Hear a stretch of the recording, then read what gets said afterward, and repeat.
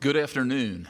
I have a few highlights regarding the 2-week extension of the executive order that I mentioned on Friday that was coming, that Hunker Down Hoosiers 2-week extension.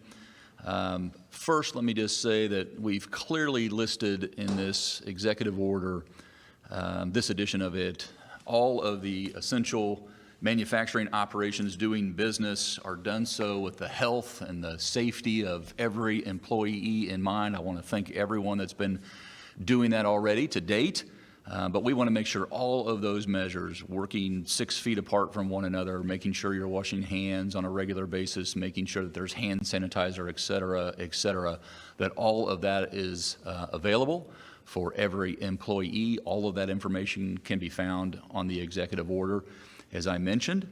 Secondly, all retail businesses that are open outside of the list of businesses such as pharmacies and grocery stores and gas stations and convenience stores, all of those outside of that in regards to foot traffic will now operate just like our bars and our restaurants are doing. That's carry out, curbside, online delivery, potentially an appointment in a very rare circumstance. So there's no foot traffic inside of the facility going forward for all retail businesses. Third, all of our campgrounds, and that includes our state park campgrounds, are closed. We had those opened with good intentions in mind, but it was never meant, it was meant for our state park campgrounds, et cetera, for exercising. And we can't have parking lots full of hundreds of folks taking into our beautiful state parks. So they are now closed. That rare exception for a campground would be is if that is your primary residence. But those wouldn't be at a state park. And then let me just say fourth, and finally, before I kick it over to Dr. Box for her updates, Judge David Cook at the ATC will be overseeing all of our executive order enforcement efforts. This goes statewide, making sure all of these directives inside this new edition of the executive order are followed and complied with. He'll be overseeing personnel, law enforcement personnel at ATC, at excise, at gaming, our conservation officers. They'll be spread out statewide, making sure that we're all, again, orienting in the same direction, moving in the same direction, and going through this journey together. And with that, I'll turn it over to Dr. Box, our health commissioner. She's going to give us you've got a lot of updates and a lot of information to go over. But if you would please, in addition to whatever else you want to touch on, testing, our capacity, our PPE inventory and status, and then anything else you want to add. Absolutely.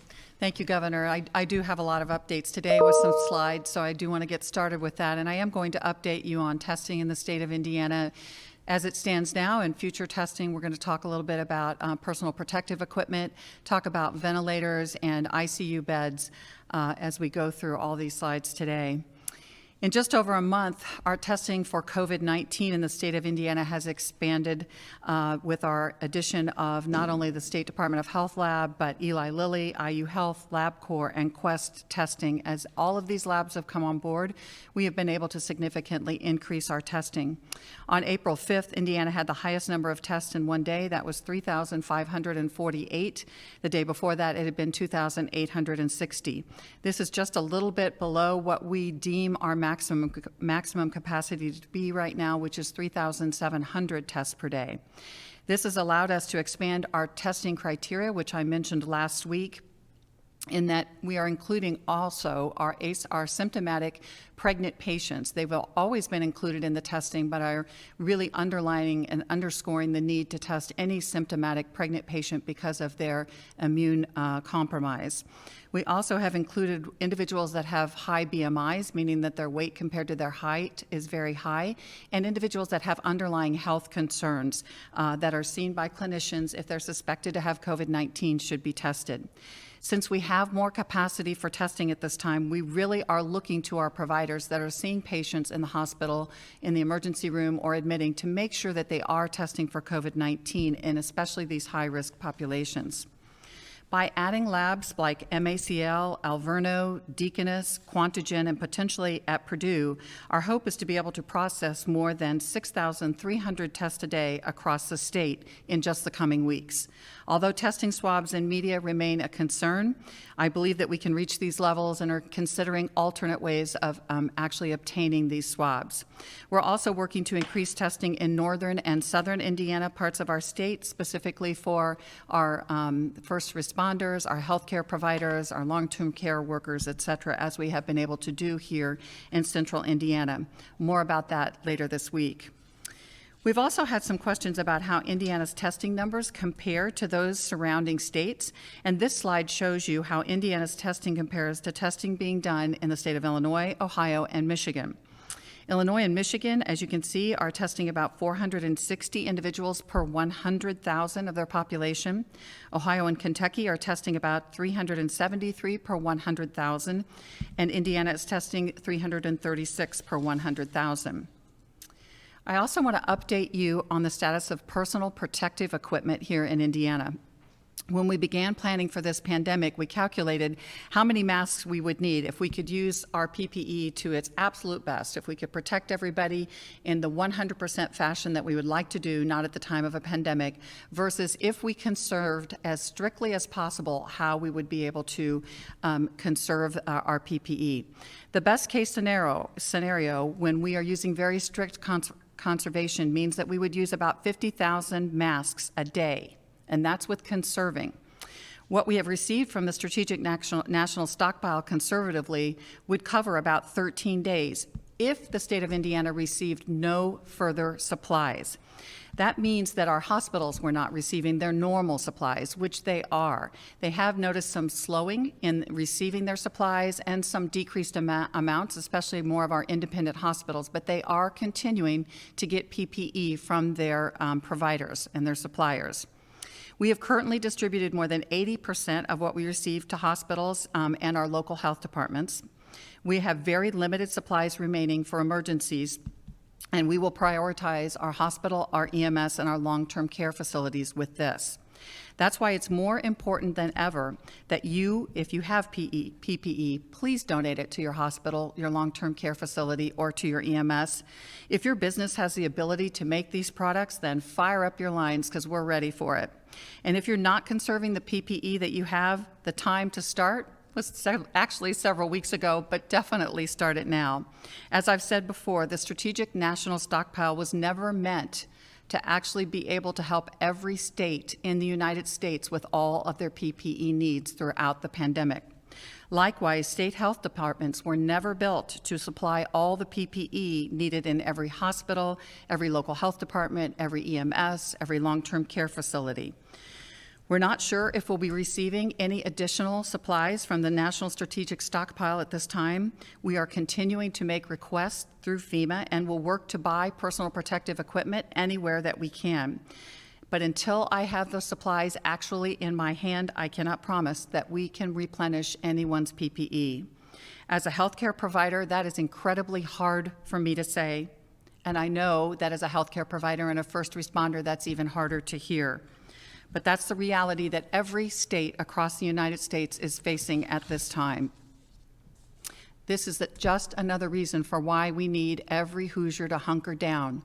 We can't have you sick and in our hospitals and being carried in our ambulances or taking it into our long-term care facilities. Additionally, I want to update you about the number of ICU beds and ventilators and the work that we've done to increase the capacity for both across the state. As you saw today, the number of known cases has now topped 4,944 in our state, and 139 Hoosiers have lost their lives to this disease. We also know that nearly 1,000 people across the state are currently hospitalized with COVID-like illness. When we discussed the need for ventilators and ICU beds previously, we provided you some baseline numbers. With regards to ventilators, as of March 1st, our baseline showed 1,177 ventilators across the state in our hospitals for use. By March 30th, we had increased that to 1,927.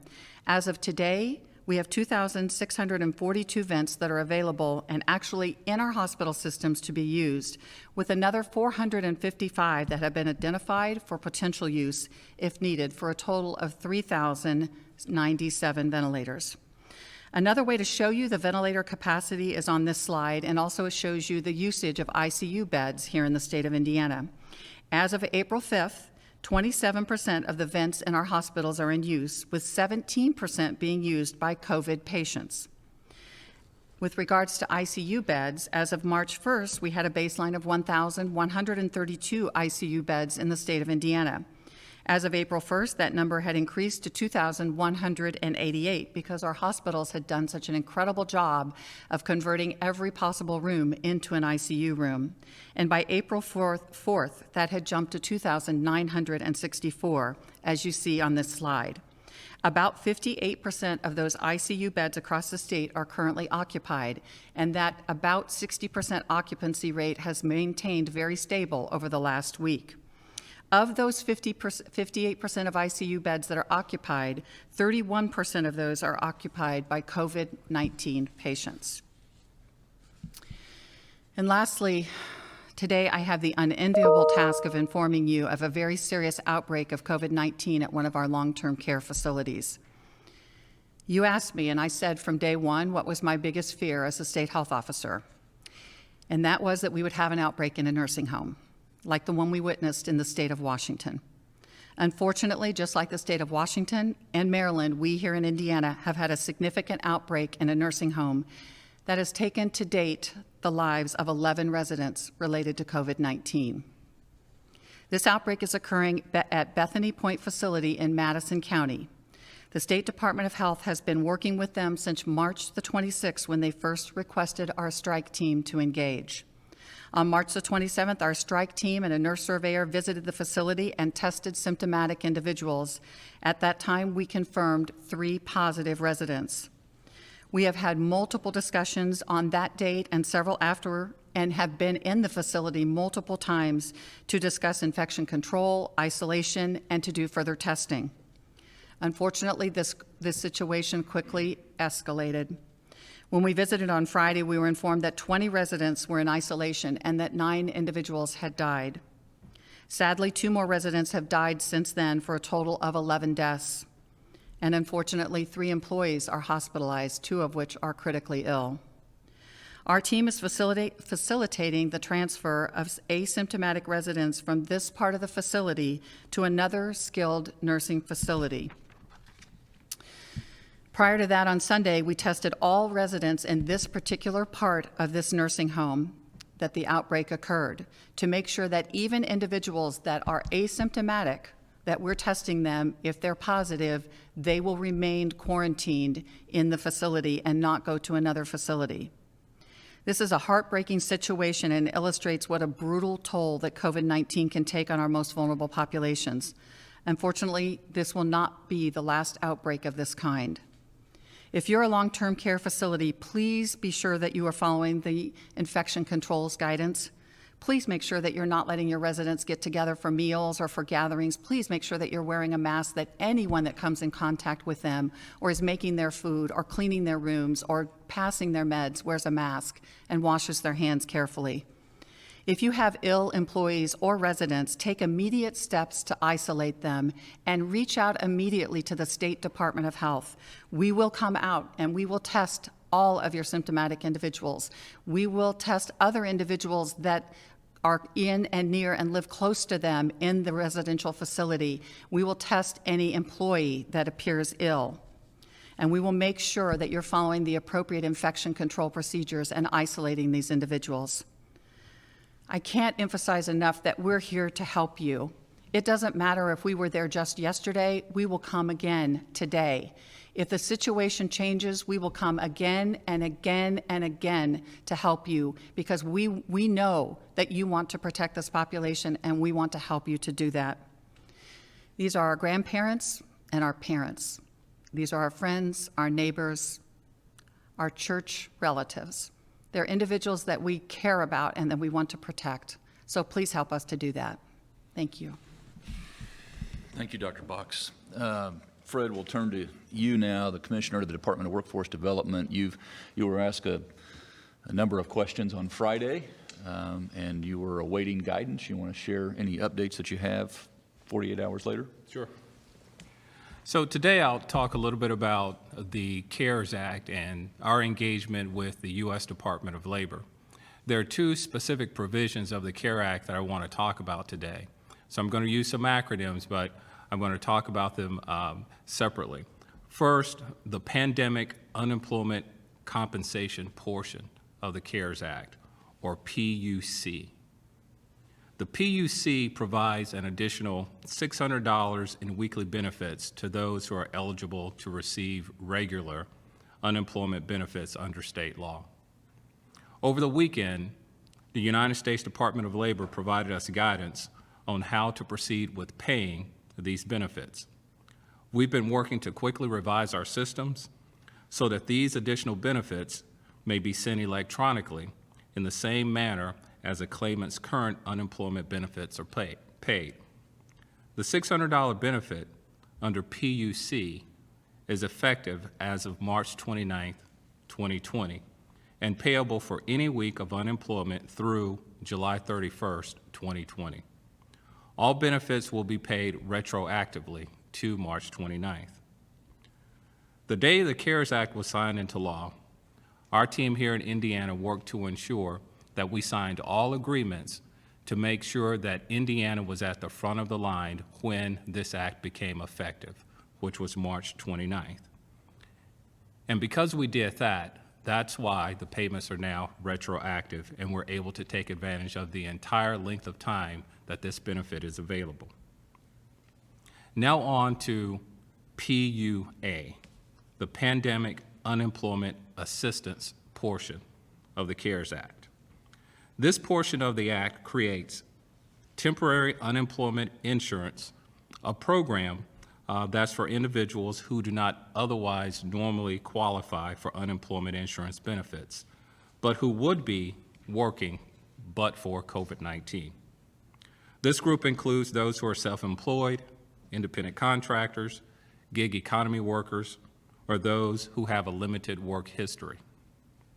In addition to now being eligible for unemployment benefits, this class of workers will also be eligible for the $600 weekly benefit. The U.S. Department of Labor also provided guidance on this as well, and we're working to modify our current systems and create entirely new systems to cover this new class of eligible workers. There's a huge difference between modifying our current unemployment system or process to include the $600 federal benefit for those already eligible and creating an entirely new system for a totally new class of covered workers. Although we had already started working on creating and updating our unemployment processing system in anticipation of these guidelines, just like all other states, this new system, by and large, must be built. Multiple agencies will need to be involved, as we must have a way to systematically confirm earnings in a manner that our current system does not. To that end, the timeframes for implementation of the PUC and PUA programs will be different. Claimants receiving regular unemployment benefits should start seeing those payments hit the week of April 20th. However, we anticipate the new program under PUA for those self-employed, independent contractors, etc., to take a bit longer. We will provide more information on this in the coming days. On yesterday, we experienced a slowing down of our unemployment operating system due to volume. This prevented some people from getting into the system altogether, and for others, it created some call delays. We were able to address those systems and IT issues on yesterday. As it relates to calls generally, the unprecedented volume of claims and related calls are causing delays and problems with people getting through to talk to DWD staff representatives altogether. So last week, I shared with you that we were hiring an additional 77 people to address this. we were also increasing some of our bandwidth. We began phasing in those new employees on today. Additionally, we've also contracted with a third-party provider to assist with our call center. Starting tomorrow, there will be an additional 100 people supporting us on a contract basis. This moment in time is unique and is presenting us with facts and circumstances that are changing rapidly. We're putting new systems in place in a number of days and weeks, when in normal times it would take months or even years to put these processes into place. That's why we must remain nimble enough to make sure that we can have the changes needed on a quick basis while providing system stability for the transfer of the necessary benefits to those in need. At this time, I'll continue to ask that you remain patient with us as we move forward. At Crane Credit Union, we care about our members and the communities we serve, providing great products and service that goes above and beyond. A one-on-one banking experience with easy-to-understand checking that pays you back and loans for what you need, all with personal service.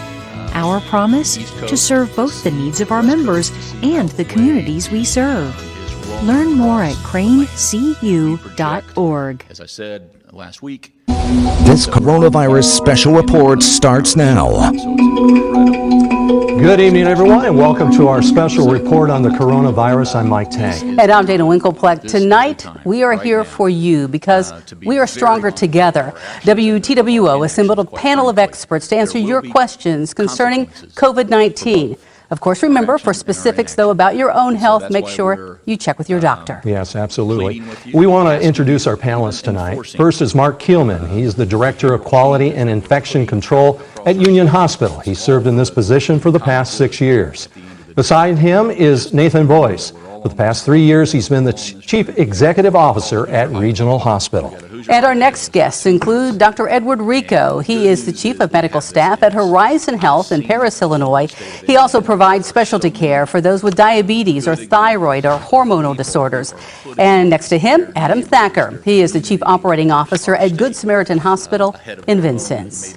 Also joining us tonight is Dr. Doreen Hoynicki. She's the Director of the Vigo County's Emergency Management Agency, and Ronnie Elder with the Vigo County Health Department. So our first question for tonight goes for Mark and Nathan. There are 3 confirmed cases, of course, of COVID-19 in Vigo County. So are these people hospitalized right now at either of your facilities? Were they okay enough they could just go home and be quarantined? And people are also talking about precautions at hospitals. So what are you doing to make sure that patients and staff stay safe?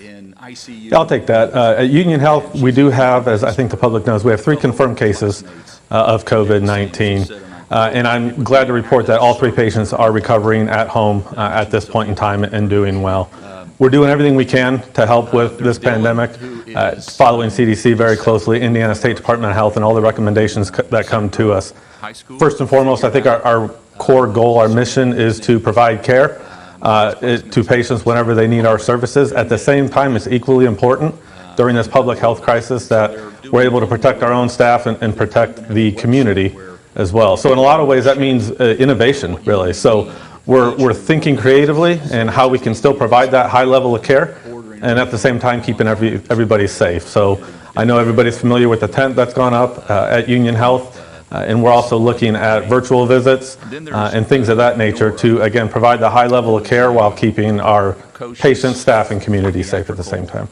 And Nathan, similar things at your hospital there at Regional Hospital as well? Yeah, absolutely. So we've tested about 24 patients so far. No COVID positive patients at Regional Hospital, thank goodness. So our hospital's been preparing, like many in the region, by limiting the number of entrances to the facility and limiting the number of visitors that we have in each of our patient care areas. And right now the attention is really on how do we prepare ourselves for the possible influx of patients that we might receive as a result of this virus. So it's everything from educating our staff how to protect themselves with the PPE or the personal protective equipment, making sure we have ways to stretch our inventory as much as possible, setting up reprocessing systems, making sure that we have a tight control over our PPE and how it's being used. But again, it's about being out there in front of the caregivers, giving them the support that they need, and ensuring that they know that we're here for them and we're listening to their concerns and we're being responsive to it, and sharing with them the information that is coming out from some of the healthcare organizations nationally about how to best protect ourselves against this virus, both patients and caregivers. All right, well, let's ask the same questions of Dr. Rico about Horizon Health in Paris. Doctor? Yeah, at Paris Community Hospital and Horizon Health, we have a pandemic action plan which went into place in accordance with the CDC and the Illinois Department of Public Health guidelines. All patients as well as staff are screened as they come into the building every day, on the lookout for patients that may, or staff that may have symptoms such as fever, cough, contact with a person with documented illness. That allows us to take the steps to try to protect our patients as well as our staff as we move forward. As it relates to sort of only buying what's considered essential. And Vincennes, any cases of coronavirus being diagnosed or treated there? Currently, we do not have any confirmed positive cases at Good Samaritan. We have tested a number of individuals and are awaiting the results on some of those, and we've had some negative results as well. As far as actions that Good Samaritan is taking, as you heard, there's so much coordination going on throughout the region, across our state, across the country, CDC. We have visitor restrictions as well, screening stations, working very closely with our clinicians to put together a plan for treating respiratory illness patients, and have really focused on how we manage to send those patients to a specified clinic where we have trained staff that have gotten additional education in treating the COVID-19 infection and are able to help them. The majority of that care is able to be delivered in an ambulatory fashion, so really focusing on that care delivery model. Have moved our triage at our emergency department outside, all in an effort to identify patients early as well as protecting our staff, which is really important. Our incident command team meets twice a day for the last 3 weeks, every day, and discusses what we're seeing and the situation as it's changing and evolving on an hourly, even a minute-by-minute basis. All right, thank you, Mr. Thacker. We'll shift our attention now to Dr. Doreen Hoynicki and Ronnie Elder. I'm sure both of you have seen an increase in your workload. We were talking about that before the show began. Can you tell us what it looks like right now and the roles that both Vigo County Health and Emergency Management Agency are playing in this, well, extreme time of need? The Vigo County Health Department takes lead in the fight against COVID-19. We're the ones that will investigate the patient, which is something that we do all the time in our agency with communicable diseases. And Dr. Hoynicki? Our role really is to stand by our other partners, which is the health department. As you can tell, the local health department, their chain of command goes up to the Indiana State Department of Health, and ours goes up to the Indiana Department of Homeland Security. Our job is really to continue what we normally do, but the expanded role, one of the most important things that we switch to now is resource management and helping our partners get the resources that they need, particularly working with all of our first responders, which would be fire, EMS, law enforcement. As well as that, with the capacity numbers that you mentioned and the ability to perhaps increase upwards of 6,000 tests per day, the number of new cases that we're seeing, 500 or so per day, do you think that's an accurate picture of what's out there, or is that really a limitation of our current ability to test? I think our testing definitely limits us knowing how many individuals in the state of Indiana are sick. I think we're not alone in that. I was on a call last night with the state health officers from all of Region 5, which is Wisconsin and Michigan and Ohio and Illinois, and we were all discussing the same issues. And all of us were talking about how Ohio State does 1,500 tests, or IU does 1,000 tests for us, or Lilly does X number of tests, and Cleveland Clinic does X number of tests. We're all kind of Band-Aid patching it together to get as many tests done as we can. You asked specifically, I think, about point of care testing, and I was hoping that we were going to, at least we were originally told we were going to get 15 point of care test machines. from FEMA, from Abbott, and recently got an email at the end of the week that said that would be 5 machines. So I don't know when I'll get those. When I do, I know that each machine will come with 1 cassette that allows us to test 100 people, and we've already tried to jump on it and order those cassettes ahead of time, and they're already on back order. So no, I don't have any quick 10, 15-minute turnaround test. Sherry, the Indianapolis Star. Hello, Sherry. Good afternoon. Hello, Governor, and hello, Dr. Box. Thank you for taking my question, which is actually 2 for Dr. Box. Dr. Box, I wanted to clarify. You mentioned that now people with elevated BMIs would be eligible for testing. Isn't that about 2/3 of our state? Or is it only the most obese people, number one? And then number two, with the numbers that you're seeing in terms of where cases are going and where what our availability is in terms of ventilators and ICU beds, is the hardware the resource that you're most concerned about, or kind of the peopleware of having sufficient numbers of healthcare workers to care for someone who needs to be on a ventilator? Right. I think that those are excellent questions. First of all, the BMI of over 30 would be morbid obesity. And so even though we are a fat state, I think that we're the 12th most obese state in the nation, not everyone will qualify for that higher BMI. But that goes hand in hand with the higher incidence of diabetes when you're that heavy. And that really does put a lot of pressure on your chest with regards to breathing. So I think that's what we have seen with individuals that have not done well, specifically oftentimes younger individuals that don't do well. When we look at it, is that diabetes and the weight can be complications. Sorry, the other part of your question was? Was whether you're more concerned about having sufficient hardware than kind of peopleware. Yep, I'm concerned about all of them. I have a lot of Hoosiers that have stepped up. I think our volunteer line has been 1,400 individuals now. We have over 300 medical students. The medical school is graduating their 4th-year medical students early, and we've had 300 individuals that have volunteered that will be helping. Our nursing students have volunteered. So I do feel like we have some less experienced, but definitely good hands that can be made a part of a team and work as a part of a team, and that's what we're already seeing our hospital systems do. The PPE is a concern, but I believe that the federal government is trying to buy more PPE and to distribute that to states. We individually are trying to buy more, and I'm looking forward to the potential of potential people here in the state of Indiana firing up their manufacturing companies and maybe making us some PPE also. Alexandra, Gary Post Tribune. Hello, Alexandra. Hello, Governor. Can you hear me? Loud and clear. Awesome. Cool. Thank you for taking my question. I wanted to ask because in Northwest Indiana, there's been some confusion specifically among craft stores, some closing, some opening just on the municipal level. So I know you released a new executive order today, but I was curious if the new executive order would make them essential or non-essential, and if you think craft stores should close sort of statewide. Yes. Joe, you want to talk about Joann's Fabrics and Michael's and yes. et cetera, et cetera? Joe Herons, General Counsel for the Governor. To answer your question, the craft stores and fabric stores would be able to stay open, but under new conditions and restrictions. Those being that there cannot be any customers in the store shopping and paying and leaving. They would have to conduct business, these operations, through online ordering and through curbside delivery as well as pickup. And so that would be the approach. They could stay open, but under new restrictions, and that is intended to limit customer interaction to reduce the spread of the virus.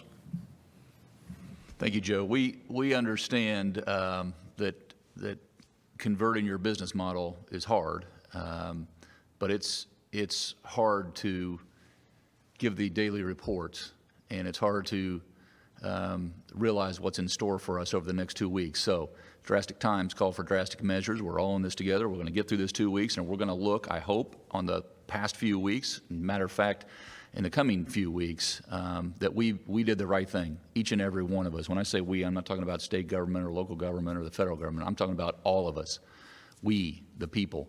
And we ask for your patience. And we ask that you do, in fact, if you want to, open your business for business, you're going to have to do it differently over these next 2 weeks. Ken with the Associated Press. Hello, Ken. Good afternoon. Hello. This is for Dr. Box. In addition to the deaths at the Madison County nursing home that you mentioned, we're also aware of 3 deaths at a nursing home in Mitchell, Indiana. Are you aware of any other nursing homes that have had multiple deaths from the coronavirus? I am aware of another nursing home that we reported on earlier that there was some discussion about in just a little bit south and west of the Indianapolis area that had multiple infected individuals. But those are the ones that I'm aware of. We are engaged in every individual nursing home that has any kind of an outbreak as long as they let us know. Andy, Fox 55 News in Fort Wayne. Hello, Andy. Good afternoon. Hi there. Thank you so much for taking my call. Thank you for calling. Yeah. Just a few quick questions for Dr. Box, if I may. The first, a handful of other states and cities are reporting a disproportionate number of people of color, especially African Americans, contracting the virus. Have you done a racial breakdown for Indiana? And if so, would you mind sharing that with us? Second, number of viewers report getting sick with symptoms of COVID-19 as early as the new year, leading many to speculate that it arrived undetected before testing really got going. Is that possible, and why? And finally, whenever we report a death, lots of viewers ask for the recovery rate. I'm assuming since mortality rate is between 2 and 3%, the recovery rate is between 97 and 98. And in your own words, can you tell viewers why that 2 to 3% should matter to them? Sorry, it's a little bit mouthful. Okay. I have trouble keeping track of one of them. Yeah. No, the racial breakdown, we've been working very hard on that. The thing is, when you get the testing, we get a patient name, a date of birth, and we get an address. We don't get any other demographic information with regards to their race or their ethnicity. So we've been trying to go back through the BMV and to cross-match individuals, but we still got about a 30% gap in our data. So we're starting to ask our labs if they can put that racial information and ethnicity on the actual lab order so that we will have that information. Now, we'll get more of that as we look at individuals who are admitted and discharged from the hospital. That information will be available to us coming in the near future. Yes, interestingly enough, as we look at our tests, we can start to see an increase in individuals who had pneumonia and potentially died of pneumonia or influenza-like illness in our state as early as we think as February. Because we didn't have any testing, there was no way to know exactly what was going on there. And the other factor that was very difficult with that is that we've had 3 waves of influenza this year. So we've had a particularly long year with influenza. So those are very difficult to sort out. But that is some of the data points that I've been looking at recently with my EPI team that they have pointed out. Yeah, the recovery rate is at least 97, 98%. And what I want to point out about the mortality rate again is that because our testing has been limited, we're only testing our most significantly severely ill individuals that have that fall into this high risk category. So all of those other individuals that had mild illness or minimal symptoms that we asked just to stay home and make sure that they got well and kind of quarantine themselves or isolate themselves for others, we will never know whether they were positive for COVID-19 until maybe down the line we'll have a serum test that we can do of their blood that will actually show that they have antibodies to show that they are now immune to COVID-19, and that will be able to confirm that they've had it. Jenny, Wish TV. Hello, Jenny. Good afternoon. Hi. Can you guys hear me? Yes. Hi, Perfectly. good afternoon. I'm sure you know, over the weekend, a church in Hammond was cited for violating your stay-at-home order. 30 plus people were inside, but church leaders say that they were essential. This is Holy Week in the Christian churches, states like Florida, Texas. They've declared religious services essential. Are you considering a change to the state's orders to allow services this weekend? And what's your message to pastors statewide? I am not. My message to pastors is thank you for understanding that this Holy Week for many of us is the exact right time to connect with the Word and the truth of the matter is that this coronavirus, COVID-19, does not discriminate. It does not care what crowd you're in. And we have to take every measure, every responsible measure to prevent those connections from occurring. And I'm so thankful that the pastors that are sending me their live streaming sermons and their messages of hope and perseverance and determination, and that we'll see our way through. I will tell you, this past Palm Sunday, those palm branches symbolized peace and victory as Jesus was entering Jerusalem and thrown at his feet. And we will see victory, we will see peace when we too complete our journey through this over the next few weeks, few months, whatever it takes. That's why I said we have this in us, but it takes all of us. And look, many of us are dependent on the church as a body, not as a building. So please, we're putting out this guidance for all of our goods. And you may unknowingly transmit this to someone that you've never met, know, or someone you love. And I don't think that's on anyone's heart. The way to prevent that from happening is to prevent yourself from being in large gatherings. That's why the CDC guidelines are so important. I was heartened that the Vice President Pence also put out word that they did not recommend, that the guidelines were not to assemble. As tough as this week, and there are other weeks, very religiously speaking, important weeks for other faiths throughout the year, this disease does not care. This disease will prey on the vulnerable. This disease will prey on large gatherings. We have it within us to prevent that. Rob Burgess, Wabash Plain Dealer. Rob, longtime listener, longtime caller. Welcome back. Wouldn't miss it. Thank you so much. I appreciate it. Thank you, Rob. Dr. Box, I wanted to return to the testing numbers. We had 2 more cases in Wabash County reported as of this morning. According to the data, and thank you, by the way, for the increased breakdown on the data. The more kind of demographically, the better.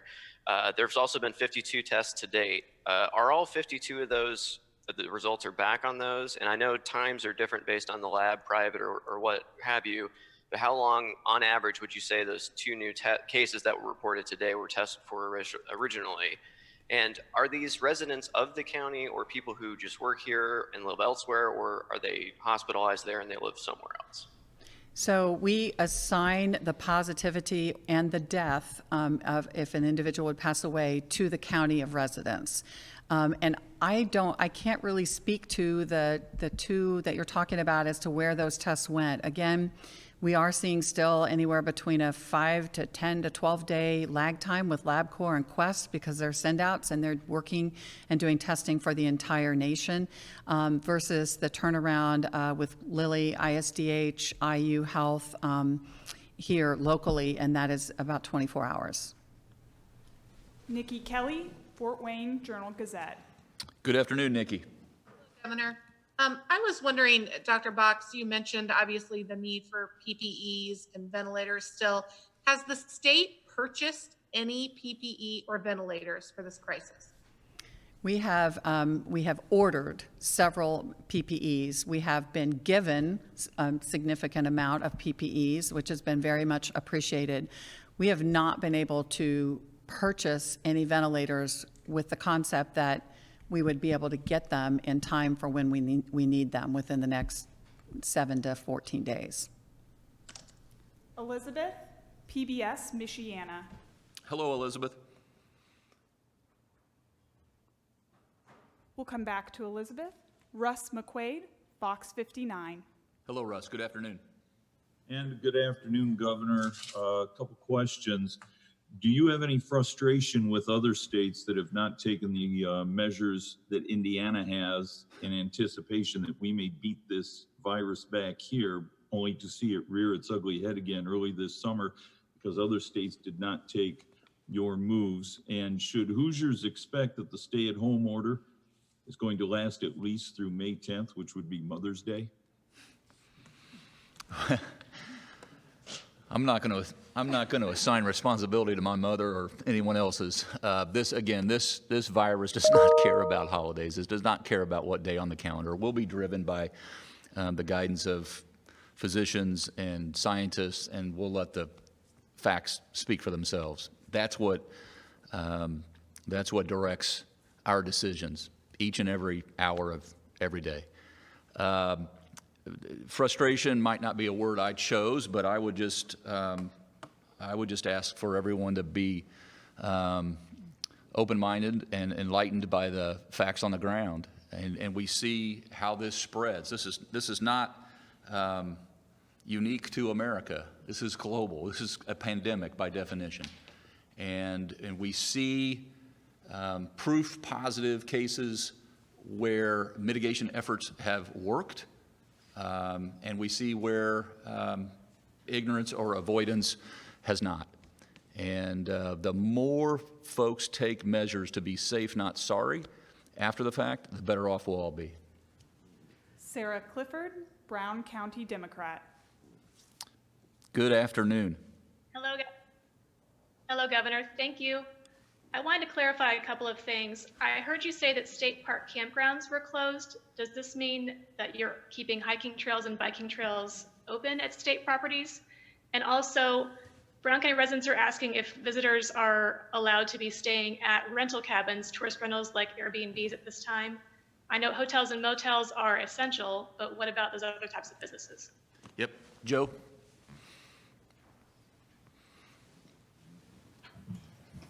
Joe Herons, General Counsel for the Governor. With respect to the first question, the campgrounds are closed, obviously at public and private parks around the state. The parks themselves stay open. There is also a provision that says that if individuals who are living in an RV at a campground have nowhere else to go and for the time being need to stay there, that's an exception to the general rule that campgrounds need to be closed.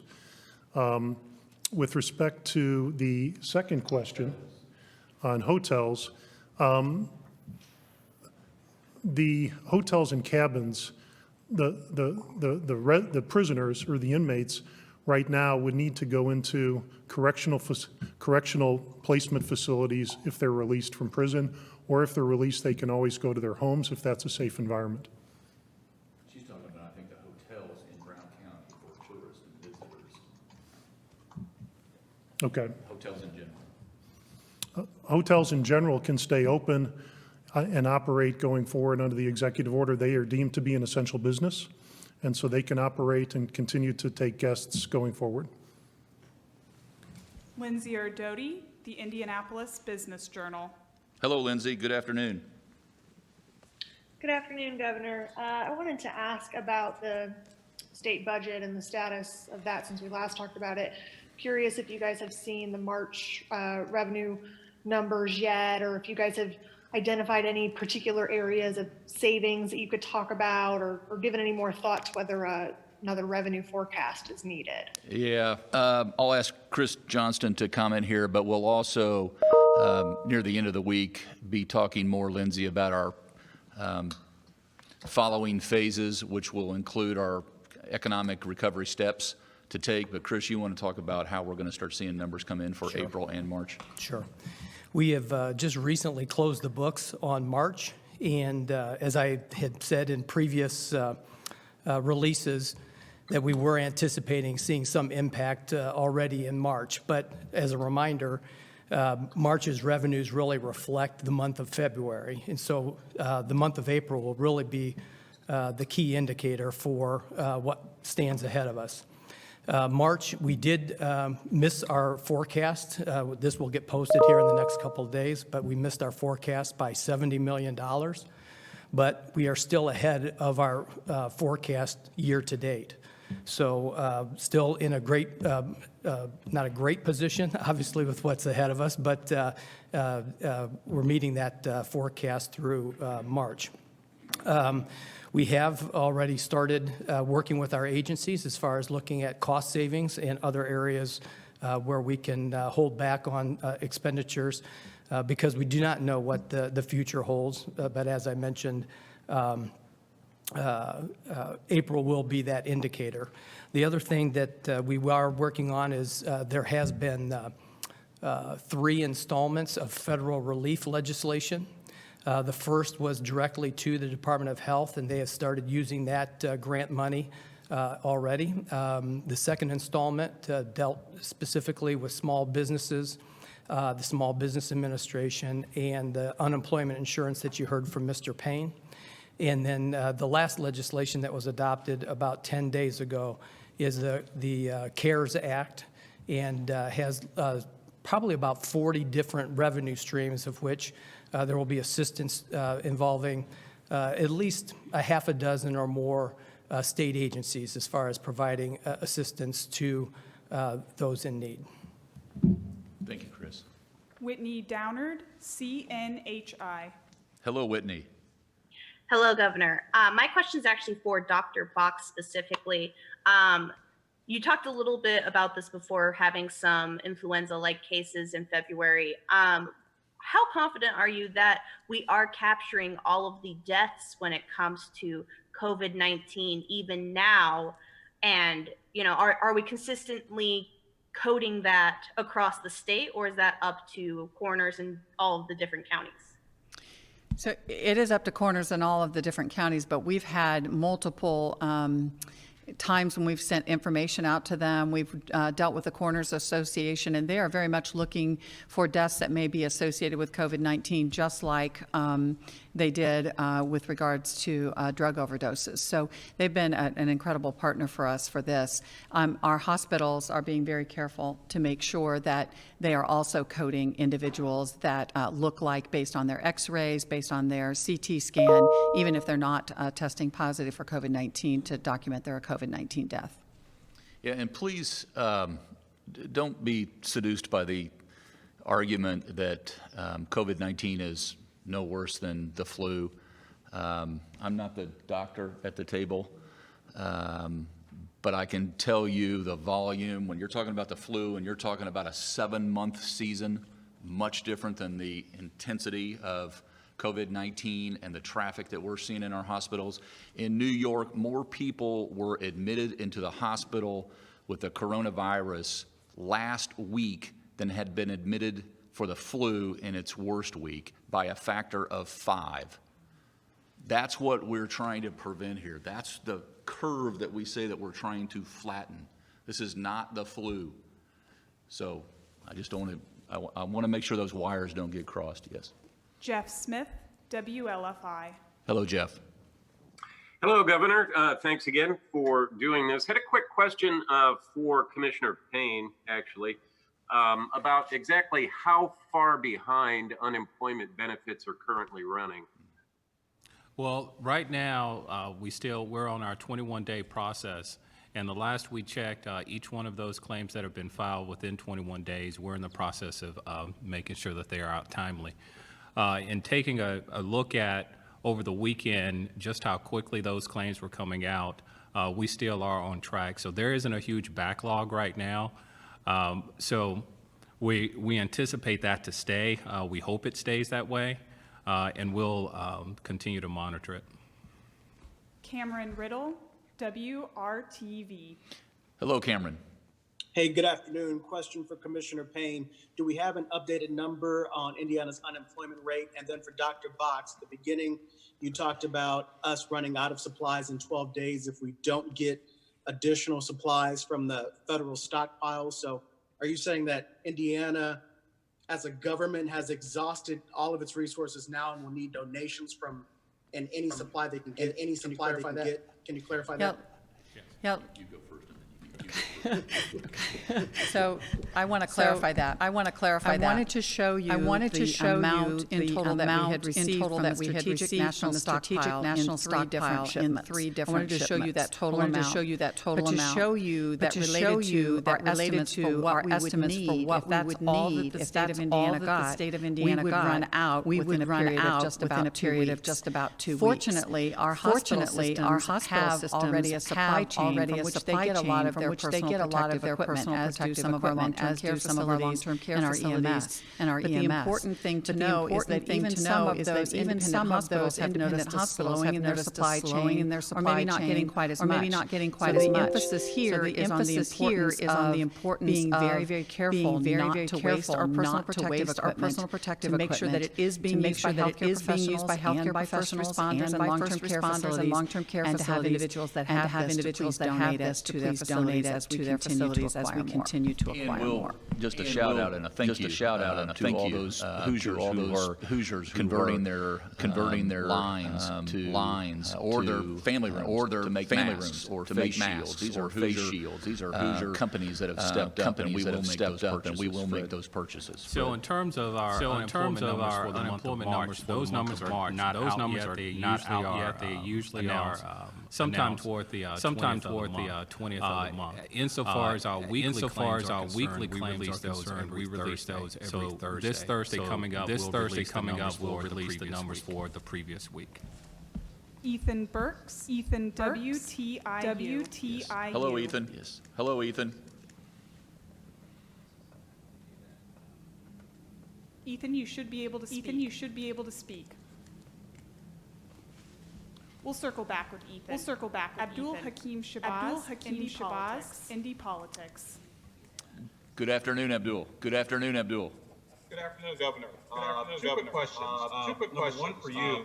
Some states have, looks like they've been using their emergency alert systems to notify their citizens with changes in executive orders. Illinois, Michigan, New York. I wonder if you had any plans for Indiana to do that. And for Dr. Box, kind of going back to an earlier conversation, yes, this is a very holy week, and you have a lot of families that are going back and forth over whether they should even meet for Easter dinner on Sunday. In your professional opinion, seeing where we are, and this looks like sort of halfway in that, that race to the surge, what do you tell them? So I think that's a really good question, because my family's asking the same thing. You know, out of my family, there are only 2 of us that are now out in the public on a very regular basis for our work. Actually 3, as I think about it. One of the individuals works in a hospital.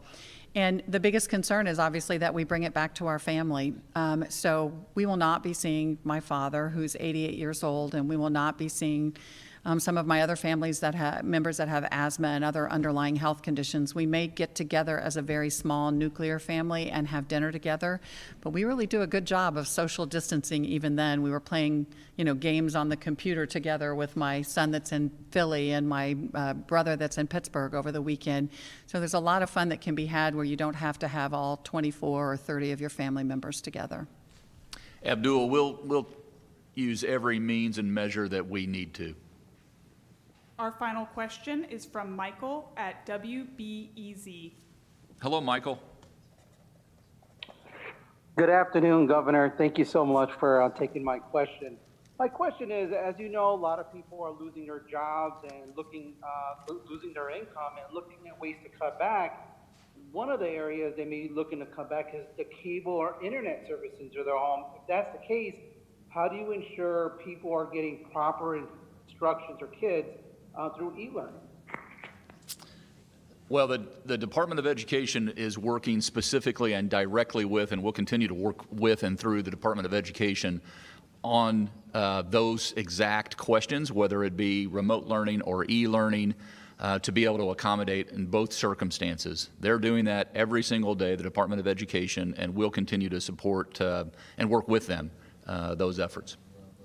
Thank you for joining today's briefing. Governor Holcomb will hold his next briefing tomorrow at 2:30 p.m. Eastern.